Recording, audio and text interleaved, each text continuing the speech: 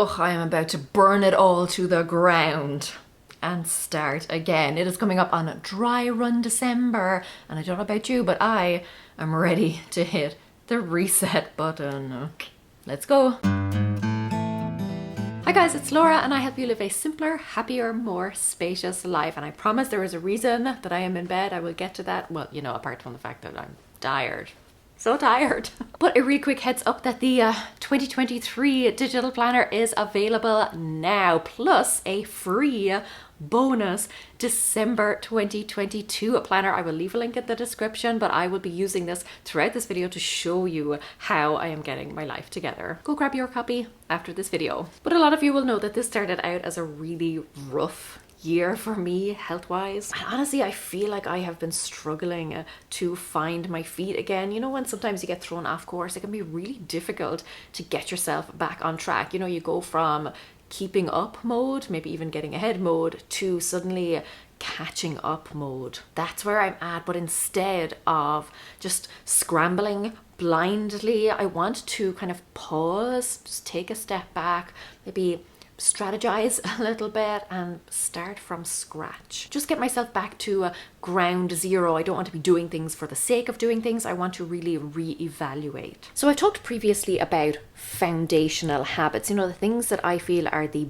bedrock of a good, healthy, decent life. And for me, there are three of them. They are sleep, exercise, and a good diet. In fact, they are so important to me that I track them in my planner. And if I do not have those kind of reasonably on track, they don't have to be perfect, they just have to be fairly solid, I will not have the energy to do anything else. So good sleep for me is something I'm really going to be focusing on, and it starts for me with winding down early. And one of the things that I love to do is to journal. For me, it's about kind of jotting down some things that happened that day so I don't forget them, like a little memory keeper. But I also just want to get things out of my head, any thoughts or ideas or anything like that. It's about reflecting on my day, maybe even writing a little to-do list for the following day. Once I've got all of that mess out of my head, then I read. If I don't read, I find it harder to fall asleep, and experience has taught me this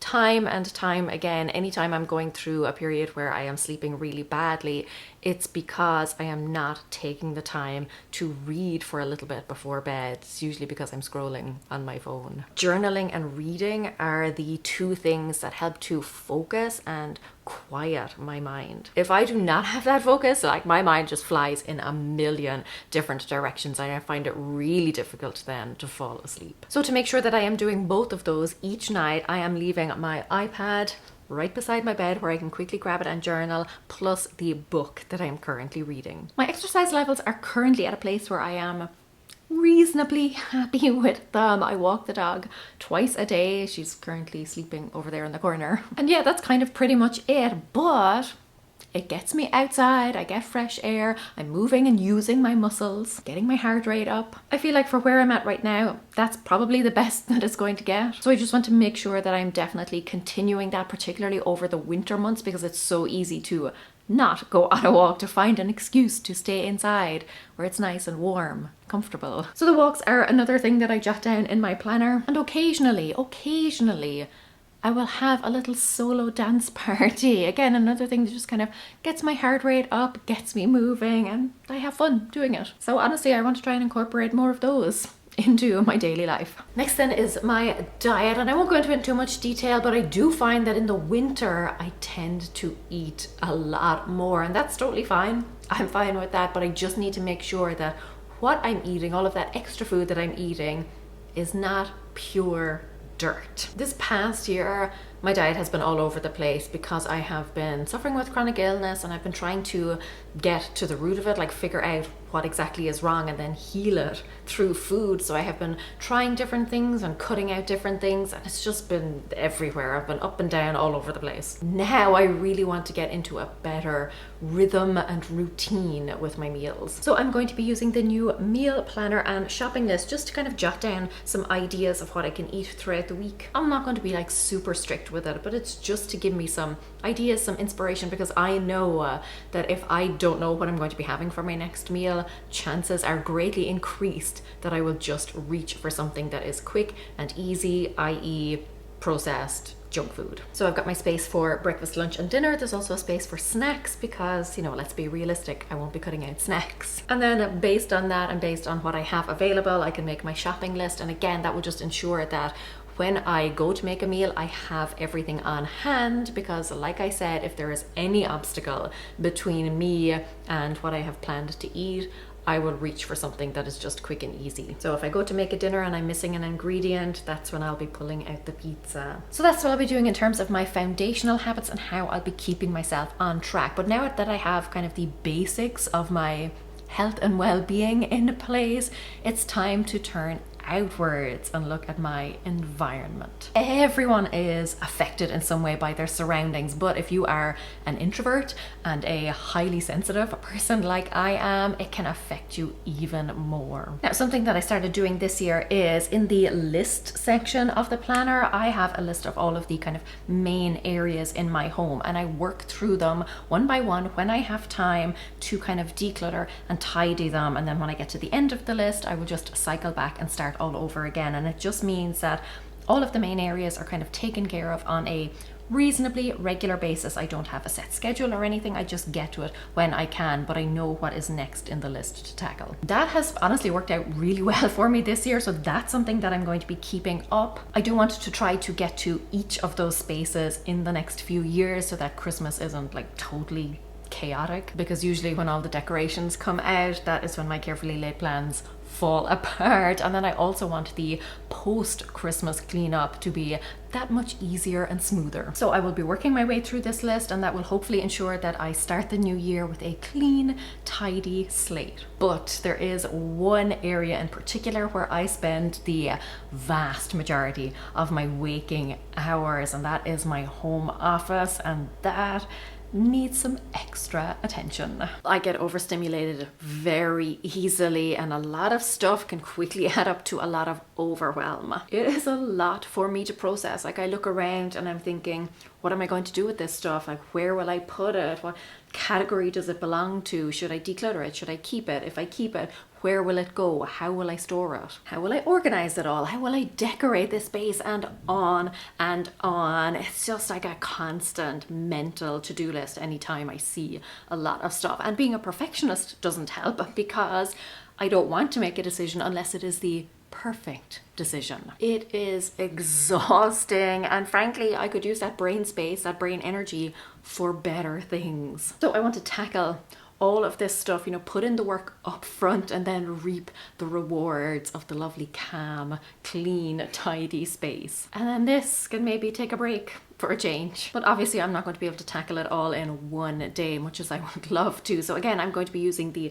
list section in the planner to break this project down into much smaller steps that will make it feel a lot more manageable to me. And also, because I'm kind of a very methodical person, it will be very rewarding for me to just work through things one by one. Honestly, like, lists are just the best friend of someone like me. This corner in particular is not exactly looking its finest, but because I want to decorate this, because I have an idea of how I want it to look, and because I'm going to be getting hopefully some furniture for here, I am going to be using the gridded note paper to kind of map out the general layout of the room, plus all of the dimensions, so that it will be easily accessible to me, particularly when I'm out shopping and I might find a piece of furniture and I'm wondering if it fits. Have you ever done that? Gone out and bought something, got it home, been all excited about it, and then it just does not fit the space. I really want to get like an armchair and or a little love seat for this area, but I need to make sure that it actually fits. So mapping things out, seeing where they all go or where I would like them to go, that is going to be really, really helpful. But yeah, this should be looking lovely. If not by the end of the year, then very early on in the new year. Basically going to be turning it into a cozy little book nook. Very excited for that. Then there are a few more things that I would like to do, some habits and routines that I want to put in place. And for those, I plan every year. I do what I call dry run December. I just think there's so much pressure to be this totally different person come January 1st. Like you're just going to wake up that morning and be full of energy, full of motivation, full of discipline. Like something magical happens after midnight. And while I understand rationally, logically that that doesn't actually happen, that is not the case, I still want it. So for me, I like to give myself the best chance of that actually happening. And that means putting some habits in place beforehand, building things up so that when January 1st does roll around, I have a pretty solid foundation. I've laid the groundwork. Dry Run December just gives me time to test things out, iron out any little kinks. It's like a trial month where I get to dry run the life that I want to live. So I like to note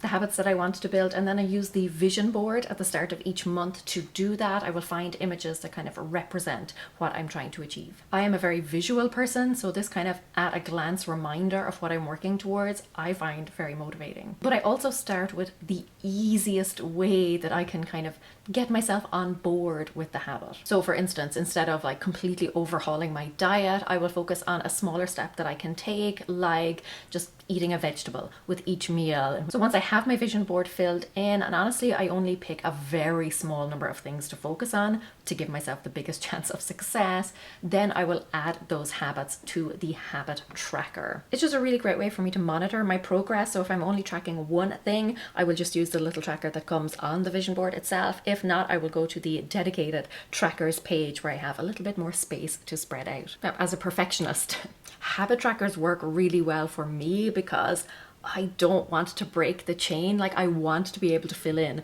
that little dot at the end of every day. That is a huge motivator for me. But something else that they help me do is to spot any patterns or any weaknesses. So maybe I notice that after a week I start trailing off with everything. That's a good indication to me that I started too big and I need to get even more granular with the habits. Or maybe I notice that I tend to drop off on the weekends, in which case I may need to put something else in place or rejig things or whatever needs to happen. Now listen, like I said, the goal is not perfection on January 1st. It's simply to be one step closer. It is to have that solid foundation put in place so that I'm not starting off on shaky ground. Instead, I am starting off with something to build upon. So with all of those kind of micro habits in mind, I then plan out my ideal day, but it is an ideal day with realistic restraints. It's an ideal day given the fact that I have a kid, and a dog, and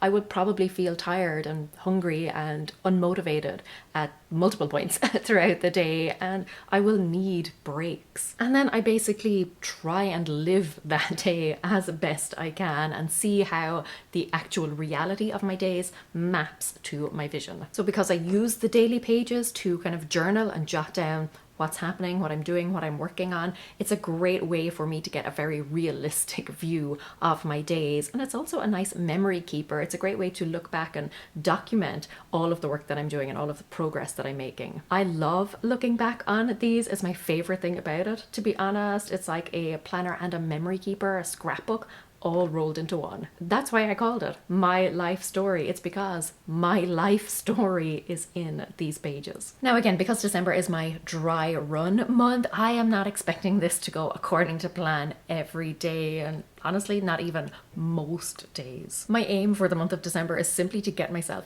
as close as I can by the end of it. It's about, seeing what works, what doesn't work, what I was maybe a little bit too optimistic about. It's about making the necessary tweaks and changes and ironing out all of the kinks, seeing where all of the foibles and issues and problems are so that I can resolve them. And that way, come January 1st, I'm giving myself the best chance possible of living not a perfect life, but a life that is perfectly suited to me, to my situation, my circumstances, my energy levels, and my goals. So if you're looking to take the new year for a test drive, I would definitely recommend implementing your own form of dry run December. And if you want a tool that is going to help you not only plan out your ideal life, but also to document your adventure along the way, then the 2023 My Life Story planner / memory keeper is available now. You will also get your free December 2022 planner so that you can document your dry run month before you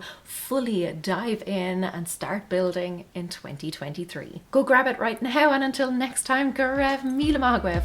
Agus feici mé sibh go lua. Slán!